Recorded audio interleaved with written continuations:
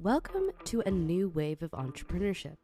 I'm Latifa Farah, Associate Creative Producer at Venture for Canada and the producer of a new wave of entrepreneurship. The focus of this podcast is to hear from changemakers and Canadian entrepreneurs to learn about how they've developed their entrepreneur mindset and skills. In Season 7, we'll be chatting with CEOs, founders, and successful business leaders about their career journeys. We're excited to dive into these conversations about how to foster your entrepreneurial mindset and drive. On this episode, we are joined by Jason Della Rocca, a game industry entrepreneur, funding advisor, and cluster expert. He specializes in business partnership development, pitching and funding, and ecosystem cluster development. As the co-founder of Execution Labs, he was a hands-on early-stage investor in over 20 independent game studios from North America and Europe. In this episode, Scott and Jason discuss what it takes to build a successful video game company. I am very excited to have Jason Della Rocca on the Venture for Canada podcast, A New Wave of Entrepreneurship. Jason, how are you doing this afternoon? I'm fantastic, Scott. Thank you so much for having me. I hope you're doing well also. Jason, you're the founder of Execution Labs, which was the first organization in the world that was a venture capital firm specifically devoted to investing in the gaming sector.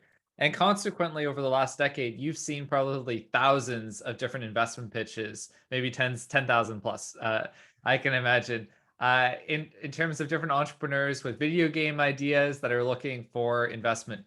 What are some of the most common mistakes that entrepreneurs make when they're trying to pitch a video game for investment by a venture capitalist? Yeah, well, it's a great question to get us started. And just to clarify, Scott, that we were not a VC fund. We were like an incubator accelerator that was venture backed. So, I mean, obviously in that realm, but we did not operate as a pure fund. We were offering mentorship and all that kind of stuff, which meant in some ways we saw even more pitches because we were going even earlier than most VCs. But so in the game industry, there's really one initial error that is the most fundamental error that almost every game developer makes, and this is almost a non-issue for all other sectors. And that reality is that there are two paths for funding in the game industry. There's the what most listeners to this podcast would understand as the venture path, right? So pitching to VCs and angels for venture capital in exchange for equity in my company. So call it the venture path or the equity path. But there's this whole other path of funding, which is project financing, which looks a lot more like Hollywood financing. Like I'm funding a particular game project. I'm not funding my company. It's non-dilutive. And this project funding is on a revenue share basis. So the biggest mistake is that a developer doesn't understand which path they should go down, and they waste their time pitching the wrong side of the equation. Interesting. And that's a really important note about project financing. And I think something that a lot of people don't necessarily understand. It's interesting. I've heard advice a little bit about that, even in terms of renewable energy sector as well, and the difference between project financing and venture financing. And it's something that I think a lot of lay people don't necessarily understand. Well, I mean, project financing just doesn't apply to many sectors. And in fact, in the game industry, originally, there was only ever project financing. The idea of you going to pitch VCs with your game studio, I mean, that's a recent occurrence in the past sort of 10 years. Before that, the only option was pitching publishers for project money. And just to, I mean, that sort of fork, it's relatively easy to know which track you should be on. And the sort of short rule of thumb is, if you are working on a SaaS style of game, right? So what we call game as a service with free-to-play business model. So this is, this looks like a normal sort of app style where it's free to download, and then there's ads or there's in-app purchases and or monthly subscription, this kind of stuff. So it's like game as a service using free-to-play business model. That follows similar SaaS economics And that's what VCs and angels want to invest in. So if you're doing that kind of games or you have that kind of business, then you go down that path. If, however, you're on the more traditional business model in the game industry, which is what we call premium price. So you go to the store and you buy the next Call of Duty for $70 with a disc in a box, or you go to Steam and you download a game for $30. This is a more of a consumable product using a premium pricing model or pay upfront pricing model. That model is only viable for project financing, and no VC or angel will ever invest in a studio doing a premium, pay before you play type projects. So it's a really distinct path, and developers don't understand that difference, and then they try to pitch everyone, and the pitch is kind of like broken because they're doing half of a project pitch and half of a company pitch, and they're wasting their time pitching the wrong side and all this kind of stuff. And I think it's something that's valuable to the earlier point to understand this difference between project financing and VC financing, regardless of whether you're in the gaming industry or not. If you're an entrepreneur in many different sectors, including, from what I've heard, often real estate as well, to understand the distinction between those different sources of financing, I think are incredibly important. One of the things you talked about, Jason, was the different business models that exist in the gaming sector, and you talked about two of them. What are some of the principal ways that someone can monetize a video game? Yeah, well, I mean, so we mentioned two of them. I mean, the two main monetization models is premium versus free to play. Premium is, as I mentioned, I go to the store and buy Call of Duty for $70, or I download a game from my Xbox or Steam for $25 or whatever. So premium or it's the pay up front, and it's like a one time. I pay my $30. I've downloaded the game, or I have the game and it's my game, and I play it and finish it, whatever. So that's the premium pricing model or business model.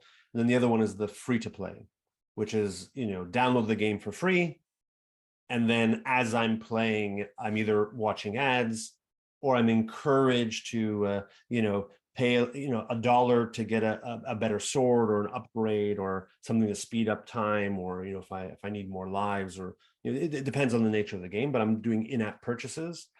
And so those are really at the top level, like those are the two main business model, premium or free to play. What are the ingredients of games that go viral, that develop huge followership, like Fortnite, or when I was a teenager, Halo, Call of Duty, all these games that become these blockbuster hits, Splinter Cell, which we were talking about in the pre-show. Obviously, there are many different models for video game to be successful, but at a high level, what are some of the principles that make games go viral? Yeah, so there's this is what we call discoverability, right? How does your game get discovered? And the answer to that question changes over time. So if we were having this conversation 10 years ago or 15, it's much different than the answer today. And today there's really sort of two high-level pieces.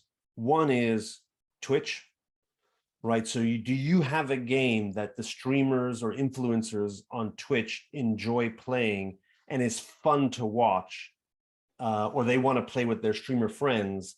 And so if your game kind of finds a hook there within the streamer community, then that's what can explode a game out of nowhere, because all of a sudden everyone on Twitch is playing it, and then everybody's watching Twitch and they see this cool new game, and then they all go download it, buy it, whatever. So you really have to think about your design, your user interface, UI. Are you optimizing the game for that Twitch experience? And is there some hooks there that make the game even more engaging if you are a Twitch streamer, because you want them to play your game that can have this kind of explosive effect? So that's one piece. The other piece is just this kind of sense of online social multiplayer, which is particularly amplified during the pandemic. But if you can play a game with your friends, then you are very likely to bring your friends into that game, and then they're likely to bring their friends into that game, and then they're likely to bring their friends into the game, because it's more fun to play together. Or if we build a clan of 10 plus people, then maybe we have bonuses, or we can collect gold faster or level up quicker. And so let's bring all of our friends in so that we can sort of win more, faster, better. And so the games that are inherently multiplayer, social in nature tend to have this kind of built-in virality effect, as opposed to a single player like little story game where it's really just you playing the story and there's no reason to bring your friends or anything like that. That's fascinating. I am not a gamer and I have never used Twitch, but I know what Twitch is. And it's fascinating the extent to which I had no idea that Twitch had that level of impact on the extent of determining which video games go viral. Like tomorrow, it is unbelievable. So, I mean, have you heard of Among Us? That was one of the big hits. Okay, well, your fans are going to be sighing that you don't even know Among Us, Scott. As was one of the massive games that kind of really caught fire during the pandemic. It made millions and millions and millions of dollars, and literally hundreds of millions of people were playing this game. And it was a 2-year-old game that some random streamer, Twitcher in Brazil, started playing. They, oh, what's this? Let's play. And they started having fun. And it's one of these kind of social espionage games or whatever. And then boom, it blew up. And like within a matter of weeks, it made like $100 million or like some ridiculous amount of money. Like, yeah, it's crazy. It is remarkable the extent to which gaming goes viral. Out of interest, you probably have a lot of information on the context of like the demographics of gamers globally. And often when I think of gamers, I think of a stereotype, perhaps of myself as like a teenager, of being in like a basement gaming away. And I imagine that the demographics of gamers are a lot more diverse than I probably think. Can you give a high level, like what does the global kind of demographic of gamers look like at a very high level? Yeah, I mean, super high level, it's about 50-50 male, female. And the average age of a gamer is like 35. So certainly kids play a lot, but so do adults. And as the old people die off, those numbers will kind of increase and be more diverse. But yeah, I mean, obviously it changes from country to country. It changes a lot whether we're talking about PlayStation versus a mobile phone. So there's a lot of kind of differences, but global average, it's about 50-50 male, female, and average age is like 35. Yeah, I think that definitely breaks the stereotypes a lot about what the gaming industry is or who are the gamers that are out there. Out of interest, and this relates to a later discussion that I want to have about how to do market research on games, but are the global kind of is the global audience for gaming relatively evenly distributed? So, for instance, if you compare the percentage of people who game in Canada versus the UK versus China versus Japan, when you look amongst developed countries, is there significant difference based on region, based on country, in the percentage of people who regularly play video games? Yeah, I mean, I'm not an analyst, but I would say within a pretty close margin that the overall demographics look pretty similar. I think things change when you look at certain pockets in Asia, or if you're looking at Africa in less developed regions where they just don't even have access to Xboxes and PlayStations, and those regions are much more highly skewed towards mobile devices and so on. So I think there is some amount of differentiation there, but if you're looking at sort of mostly the Western developed world, I think on the whole, you're still going to see it's roughly 50-50 male, female, and that kind of 30-35 as the average age. But I'll drop, for those who are interested in those kind of numbers, I would recommend a website called newzoo.com. And they're one of these kind of analyst firms that specialize in the game industry. And they have all kinds of pretty pie charts and country by country and region by region and global stats. If you want to see some quick stats on the game industry, because this has caught your curiosity now, go to newzoo.com. One of the most common reasons why businesses fail is because entrepreneurs build something that inherently people don't want. And I can imagine that also applies to the gaming sector. why is market research so important for gaming entrepreneurs, and how can gamers go and do effective market research? The challenge for the game industry is that it inherently is not solving a problem. I mean, other than saying it's solving my boredom or it's solving entertainment, whatever. It's not like you're building an app where you're solving a specific problem, and so you're creating the solution to cure the the problem that this market had. So that's sort of same premise of justifying your business by there being a problem in the world that we're going to go solve doesn't really create. It's I don't have the right word for it, but it's just sort of for fun, for lack of a better term. And so in that sense, it's really hard to figure out, does the world need my game the same way that, does the world need my song or my book or my, my movie or whatever. But the world does have desires, and certain kinds of games sell better than others.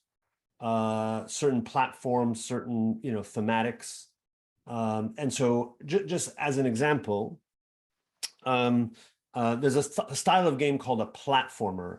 Platformer is a genre that most people would recognize as like Super Mario Brothers, like the old Nintendo game where you're kind of looking sideways and like the characters sort of jumping up and down on different platforms and so on. These games were super popular 20 years ago, 15 years ago. And many of us grew up playing those kinds of games. Like everyone loved Super Mario Bros. And so, when you want to make a game today, you're like, oh, let's make a platformer. It's a game that I'm familiar with. I love them. I grew up with them. And they're relatively easy to make in terms of technical or design complexity. The challenge is that everyone has the same idea. Everyone makes a platformer. And so there's a massive oversupply of platformer games, and many of them of questionable quality because they might be someone's first attempt at a commercial game. Not only that, but they don't play well on Twitch, and they're single player. So they're not really offering the same multiplayer social hooks that we mentioned before as being one of the keys to virality and discoverability. And so you get this flood every year of platformers that bomb, and it's extremely hard to make any revenue, even if you make a wonderful platformer that's pretty and fun to play if I force you to play it. And so if you're a game developer, all it would take is like 5 minutes to do a little bit of market research, to go check Steam. There's a website we call SteamDB. There's another one called VG Insights that gives you player data, download numbers, this kind of stuff for different games. And so you just have to do literally 5 minutes of research, punching in platformer games, saying, oh, it looks like every platformer game I look up has sold 100 copies instead of 100,000 copies or 1 million copies. And so like that's one reason why you want to do that market research. And then, I won't sort of go over all the details, but there are certain genres that are performing extremely well, that it would be much wiser to go into that genre or that category. I mean, if you think of Hollywood, it'd be like, oh, well, I guess, action movies are not popular this time, anymore, and everyone wants romantic comedies and horror movies. Well, do I go make an action movie that isn't selling well, or do I go make, what is trending? So it's a little bit of that going on. Very interesting. And I think it's so important for entrepreneurs to really appreciate that importance of market research. It doesn't matter whether you're a gaming entrepreneur or whether you're in any sector. Don't waste all your time and money building something that inherently people don't want. And how can you test and get valuable inputs as early as possible so that you can either decide to not move forward with an idea or to make significant edits to your idea? Well, absolutely. I mean, and I really like Lean Startup. I mean, that's probably a 10-year-old book now. I still think that whole concept of the build, measure, learn loop and testing your hypotheses and stuff, I think is super valuable. And it's exactly what you're talking about, Scott, is like, oh, I think my widget is going to be awesome. So what can you build just enough of in order to measure whether that hypothesis is true? And then you adjust. And in the game industry, I mean, actually, a few months ago in California at the big game developer conference, it's like the main conference, I did a lecture on community validated deployment, which essentially does that. Like you do a little bit of like spreadsheet style research at the start. Okay, so we're not going to do a platform. We're going to do a different genre that is selling well. that doesn't guarantee you will actually sell well. It just means you're not picking an obvious dud right out of the gate. And then essentially what you do is you test that with the community, right? You post that on Reddit and Twitter and online forums where gamers hang out to get a response, even if it's early concept art and sketches or early prototypes. And that way you kind of build the game with continuous input from the community. And that does two things.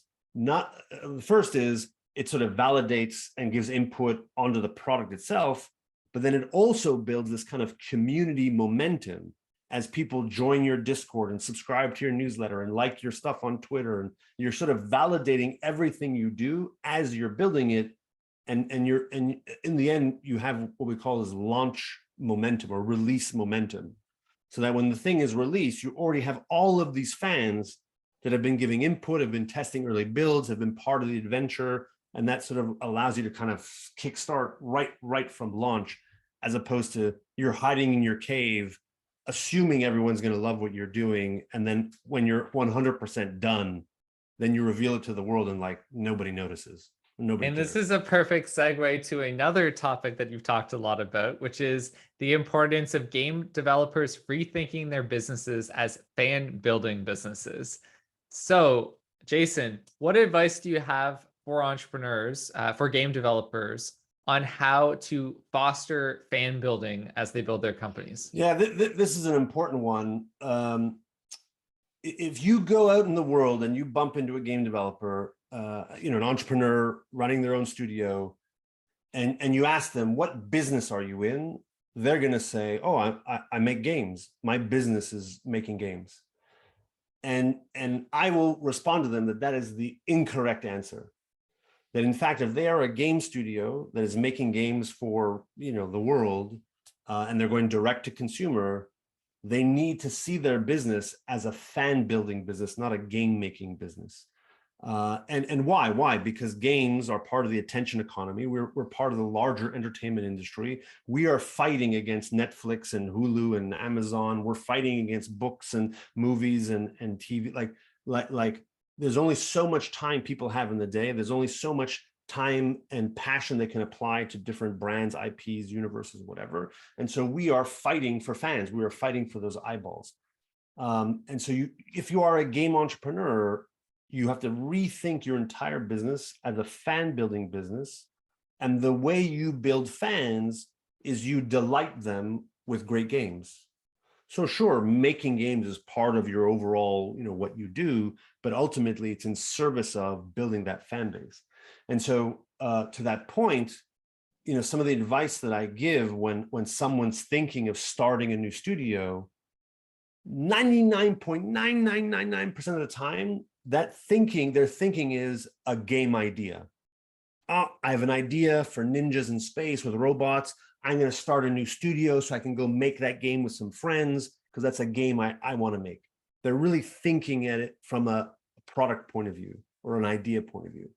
And I tell them to sort of pause and I say, if you want to build a successful studio, you have to imagine who are your fans 5 years from now. Let's assume everything you did was great and we're celebrating, it's 5 years in the future, and we're so thankful for all of our great fans. Who are those fans? And going through the process of imagining who the fans are. And I mean, just as an example, it's much more powerful to say that my studio is going to make games for space nerds, people who love outer space and the stars and, sci-fi. That's meaningful. Now I can build a business that's going to make all kinds of games to delight space nerds. Maybe I'm a space nerd. Everyone on the team is a space nerd. And then you build this amazing following who are hungry for all the games that you make, all the products you put out that are delighting space nerd fans. I mean, I'm massively kind of, trimming the approach here, but that's a little bit what I mean by you have to rethink things as a fan-driven business, not just like we exist to make games. What's a video game franchise that you particularly admire that's done an excellent job at fostering this kind of fan building? Yeah, I mean, on the larger side, you'd have things like Fortnite, of course, which is really does a good job to foster community.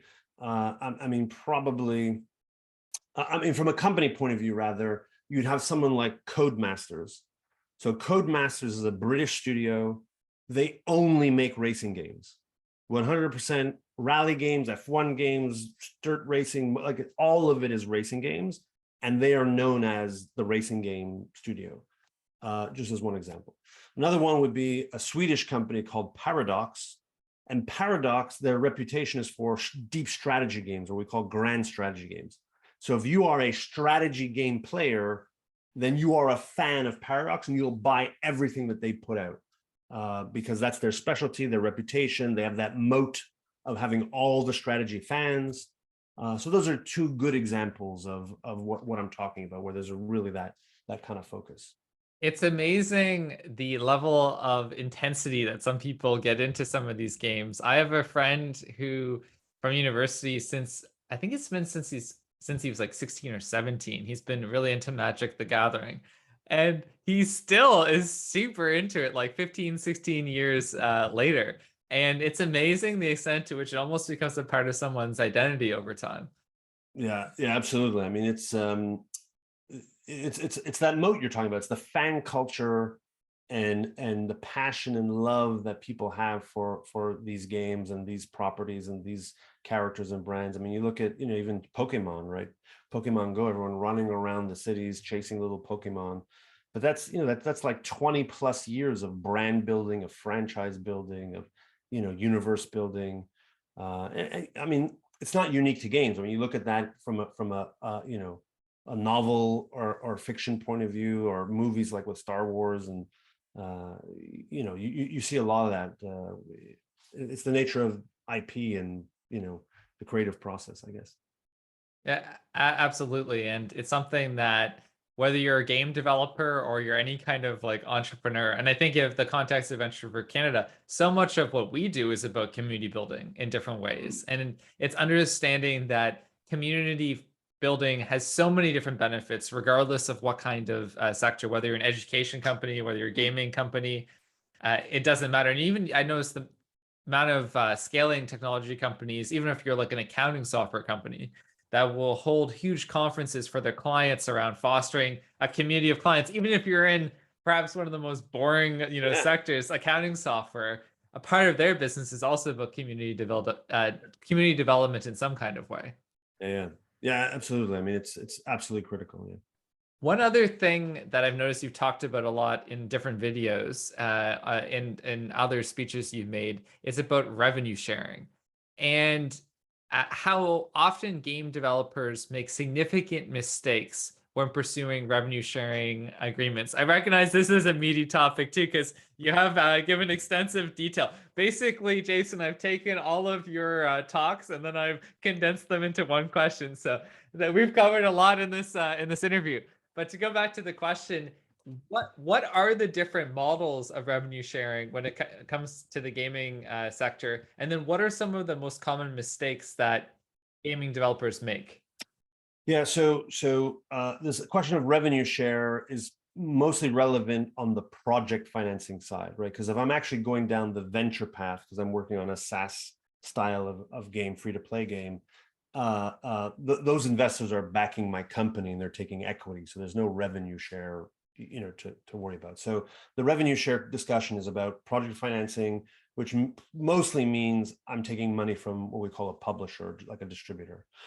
And I mean, just for argument's sake, the way that it works is they give you funding now for your production. So you say, oh, it's going to cost me $5 million to make this game. So like, fine, we'll give you the $5 million because we believe in you, the team, we like the project, we think there's good potential. So boom, here's $5 million, go make the game. And when the game starts generating revenue, normally they will recoup or recuperate the full $5 million. So every dollar that comes in, they're putting in their pocket. You see nothing until they get their $5 million back. And then after the $5 million has been recuperated, okay, now we can split the revenue. We can sort of share in the profits. Sometimes it's 50-50. Sometimes it skews more in the developer favor. Sometimes it skews more in the publisher favor. But the key thing is it's what we call advance against royalty or recoup against royalty. They give you the money.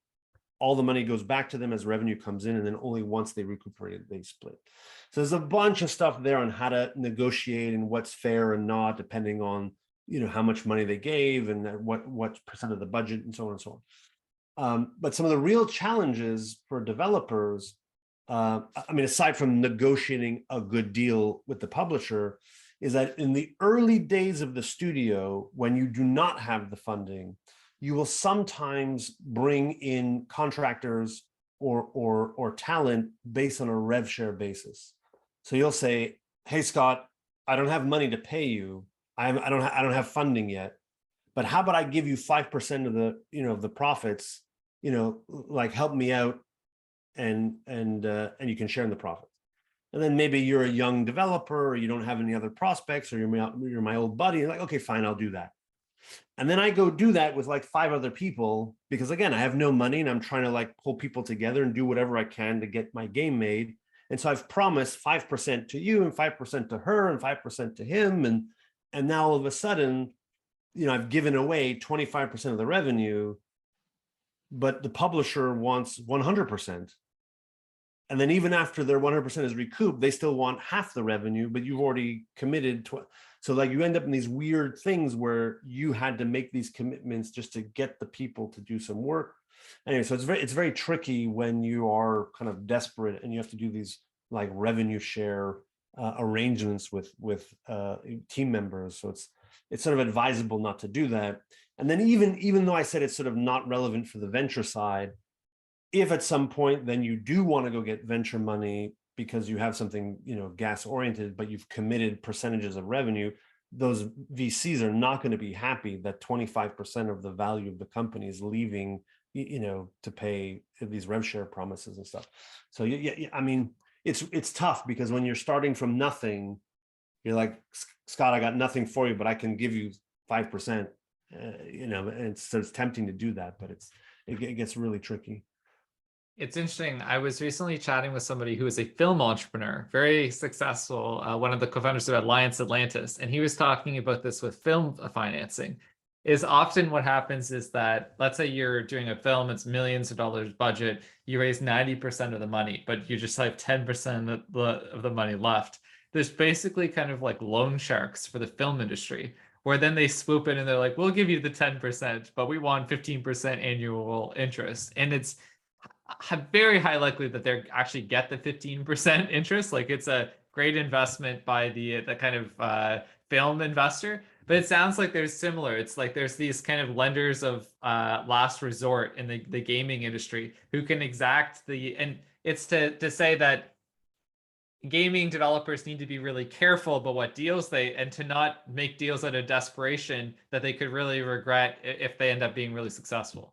Yeah, absolutely. I mean, you know, some of these games can, you know, they generate upwards of $1 billion. And if you know, did a 5% revenue share with some artist that did sketches for the game, and now you're sort of stuck with that. I mean, that's, you know, that's a crazy amount of money, you know, for some sketches. So yeah, there's all kinds of weird stuff there that's you really have to be careful about. Yeah, you have to be careful what deals you make from the very beginning of when you launch a company. I remember there's one of the videos that you online where you're speaking at a conference, Jason, and you talk about the cap tables and how people like entrepreneurs can sometimes come and it can be this amazing game, but then you're like, this cap table is a mess. There's all this, in essence, baggage with this company in the sense that their cap table is all messed up and it doesn't really work well as an investment. I've heard other VCs talk about that as well.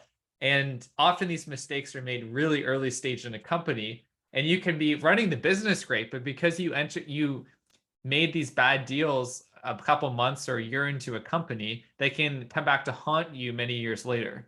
Yeah. So yeah, it's a great point. This kind of what we call cap table pollution is oftentimes innocent mistakes, or it's just sort of naivete. Where, for example, you know, where you have multiple co-founders, and you did not do vesting clauses, and then one of the co-founders, you know, leaves because, oh, we don't get along anymore, change of heart, change of vision, so they bail. But they bail with, you know, 25% of the company. because we didn't think to put in the vesting clause, because we were all buddies and we're starting something new. And no one told us, we didn't know. So now you go talk to an investor and it's like, well, who's that guy? 25%. Oh yeah, he's the founder that left 3 months in. And it's like total dead weight. And there's no way to kind of get that equity back.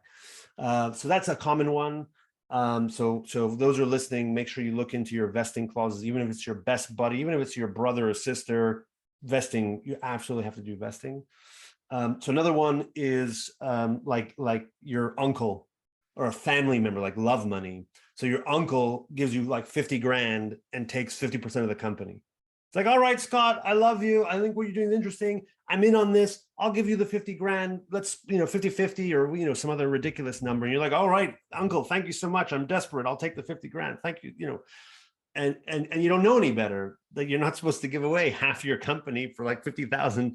And it's not like uncle is doing anything. He's just checking in at Thanksgiving and Christmas, like, hey, how's it going? Where's my 50? And so then, the investors will look and see, some family member or loved one on there with some ridiculously high amount of equity because they were the first, $20,000 or $50,000. And again, you didn't know any better. So often what happens when it's family, the investors will request that the family member relinquish a huge batch of shares, right? So they would say, listen, uncle, Scott didn't know any better. He sold you 50% for 50,000. That really should have been 5%. Like, let's be real. And so, then you have to go ask your uncle, hey, uncle, can we like redraw the paperwork? And like, you have to like let go of that 45%. Otherwise, we can't get funding. So in some cases, when things are like with family members, they'll kind of go in and say, hey, get uncle to just bail on that. Otherwise, there's no deal. So you get a chance to kind of, whereas if it's your co-founder, there's like no way. Oh, I mean, you can always ask, but so there's stuff like that, but it gets tricky. Yeah. One question I love to ask guests, and I'm going to modify this for the gaming development sector, is what is one commonly held belief about the video game industry that you disagree with? Well, I mean, I think if you're looking at sort of grand scope of things, it's going back to the demographics, right? It's this notion that games are just these frivolous things for kids. And related to that, well, so that's one, right, is really the demographics are much broader, much more diverse than most people imagine. I mean, gamers know that, right? Gamers know that everyone's gaming and, anyone could be a gamer, but those who are not gamers really don't see it that way. They think it's just a waste of time for little kids. And then the other one is that games are this kind of isolating experience, right? That I go in the basement in the dark and I hide by myself and play with my computer or Xbox or whatever. Where in fact, and especially today, games are this massively social, online, multiplayer, vibrant community. Like it's so unbelievable, the sort of the passion, energy, and just the social aspect of games, that it's really quite rare to have that, one little kid in the basement in the dark, alone playing. It's much more vibrant and community oriented than most people can imagine. Agreed. I think I have sometimes stereotypes of gamers. And to your point, the gaming industry is very diverse and it's very social. It's not an activity where someone is locked in a basement by themselves. That in many cases, people meet some of their best friends through video gaming, and it can be a very social activity. Yeah, I was just going to say, Scott, I mean, we saw that even more so during the pandemic, like really during the core lockdown periods, is that people were using games to stay connected. They were going into these, fantastical worlds and playing with each other as a way to kind of blow off steam and stay in touch with their friends. They were joining the Fortnite lobbies just to sort of stay in touch with their loved ones. And so yeah, the games, the social aspect and community aspects of games was even more so highlighted during the kind of core pandemic months. Agreed. And that there's so many benefits to video games, and that it's not a frivolous activity. I think like anything in excess, if you do it 20 hours a day, but as a nice relief, as a social activity, as a stress valve, I think video games can be an important part of one's life. Jason, I am not a gamer. I have lots of different hobbies, and you probably saw that through my lack of knowledge about the video game sector. So, probably all the interviews that we've done like 60. I learned a ton in this interview about the gaming industry, and it's fascinating talking to somebody like yourself who is such an expert and has a ton of subject matter knowledge about the gaming industry. Thank you so much for coming on the Venture for Canada podcast. It's been a pleasure speaking with you today. Awesome. Thanks so much, Scott. It was a blast. That's it for this week's episode of A New Wave Entrepreneurship. Stay connected with us via our socials and our email list. Subscribe to us in your favorite podcast app so that you don't miss our next episode. If you have feedback on today's episode, tweet us at Venture for Canada, that is Venture, the number 4, Canada, or email us at podcast@venture.canada.ca. We'd love to hear from you. Thanks for listening. I'm Latifa Farah, and that was Scott Sturrett and Jason Della Rocca. Until next time, stay safe, stay motivated, and stay grateful. A New Wave of Entrepreneurship is produced by Latifa Farah, and editing and mixing are also done by Latifa Farah. Basola Agamba is our editorial assistant. Mark Wallach and Premium Beat own the copyright and publishing rights related to the song used in this podcast.